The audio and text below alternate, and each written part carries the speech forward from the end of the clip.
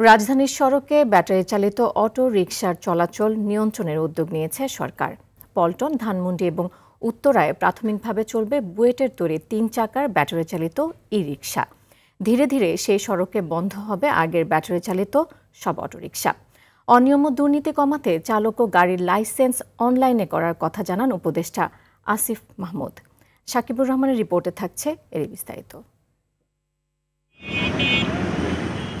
ঢাকা শহরে প্রতিদিন কত রিকশা চলাচল করে তার প্রকৃত সংখ্যা জানে না কেউই। এতে বিস্ফোরক হিসেবে যুক্ত হয়েছে ব্যাটারি চালিত অটোরিকশা। অলিগলি পেরিয়ে মূল সড়কেও তাদের অবাধ চলাচল। সরকারের পক্ষ থেকে কয়েকবার অবৈধ এসব ব্যাটারি চালিত অটোরিকশা নিয়ন্ত্রণের উদ্যোগ নেওয়া হলেও সফলতা আসেনি কোনোবার। এবার বুয়েটের তৈরি ই রিকশার অনুমোদন দিতে যাচ্ছে ২ সিটি কর্পোরেশন। শনিবার ঢাকা উত্তরের নগর ভবনে ট্রেনিং অব ট্রেনার্সের প্রশিক্ষণের উদ্বোধনে ২ সিটির প্রশাসক জানান, আগস্টের প্রথম থেকে চলাচল করবে নতুন এই রিকশা। ধাপে ধাপে অবৈধ অটোরিকশার নিয়ন্ত্রণে নিয়ে আসতে চায় সিটি কর্পোরেশন। এটি আমরা চালু করি তাহলে হবে যেটা যে আমরা ঢাকা শহরের যে এই যে একটা হ্যাফাজার্ড অবস্থা, বিশেষ করে এই রিকশা এবং ভ্যান, এটাকে আমরা একটা রেগুলেশনের আওতায় আনতে পারবো। হয়তো এটা একদিনে হবে না, আমাদের সময় লাগবে, তবে আজকে শুরু হলো।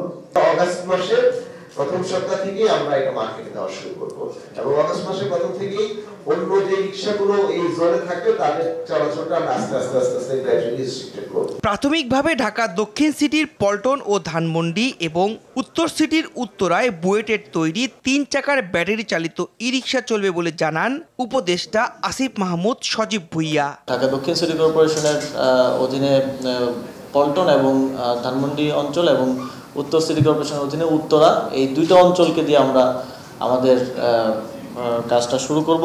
চালকের লাইসেন্স এবং গাড়ির লাইসেন্স পুরো প্রক্রিয়াটা আমরা অনলাইনে নিয়ে আসছি।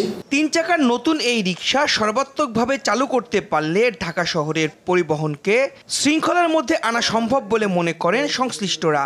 রিকশা অ্যাপ নামে আমরা সাকিবুর রহমান, RTV, ঢাকা।